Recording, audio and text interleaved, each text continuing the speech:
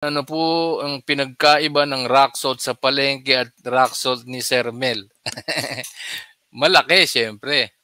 Una, yung sa palengke, hindi natin alam kung ano ang kung paano ito na-process. Si kapatid ni Mel, alam niya na wala itong hinalong synthetic na iodine. Okay?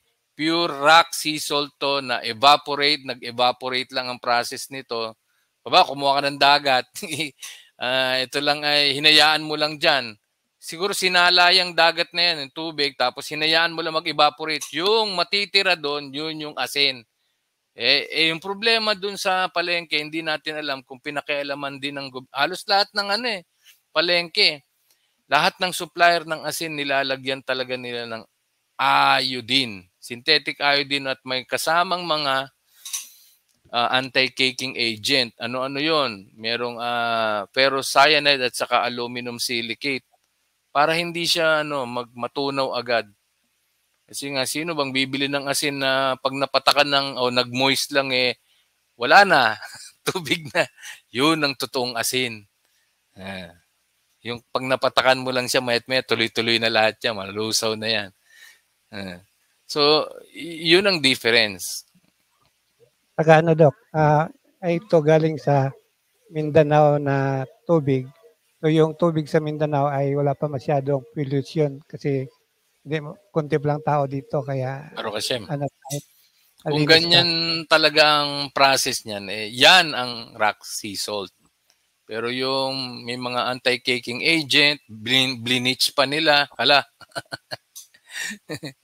hindi po yun. Yung totoong asin, yung medyo marumi-rumi pang kulay, hindi yung bleach. Bakang asin diretso sa tabong kayo, kung naman, mga iodize, tanan kayo, bawal man din pag-iodize. Ayaw mo na. Okay. So iodize sa tanan ron dire? Madakpan niya dire iodize asin mo, dako. Okay. Salamat na ya. Okay guys, narinig natin sa bibig ni nanay na iodized salt na yung pulol yung binibinta dyan sa palengke namin. So, kasi hinuhuli yung magbibinta ng rock salt dito sa aming palengke. Kaya wala talaga tayong mahanap na pure rock salt dito sa palengke namin. Kaya kung mag-order kayo dito sa amin, talagang siguradong pure at authentic itong ating pure rock salt na binibinta. Pero kung gusto niyo makamura, try niyo sa palengke niyo dyan. Make sure lang na hindi siya pino, na giniling siya, hindi siya ni-refine at ni-binlets. So, yan, atin malalaki yung ating bottle na asin.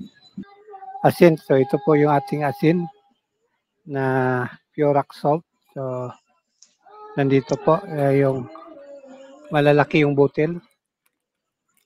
Ayan, ganun yung bottle niya. So, may malalaki at pino. So, kailangan lang na tunawin ito ng maayos para ma-dissolve. Madali naman ito ma-dissolve kasi tubig dagat lang ito. So, magre-repack tayo kasi madaling matunaw. So, nag-restock tayo. Kaya, ito. Tibangin natin. 1 kilo at 0.6 gramos. Then, bumili pa rin tayo ng sealer para seal natin yung ating for final. Lagyan natin ng ating sticker. Ito yung ating sticker.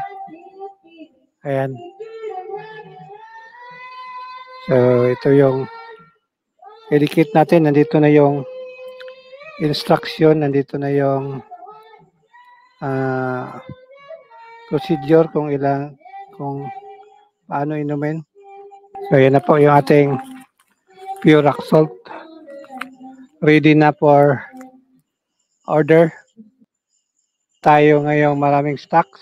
At order tayo ng 5 sako para sa inyo na hindi na tayo kukulangin. At meron tayong kasamang thank you card. Greetings nila Doc RG at Doc Nan.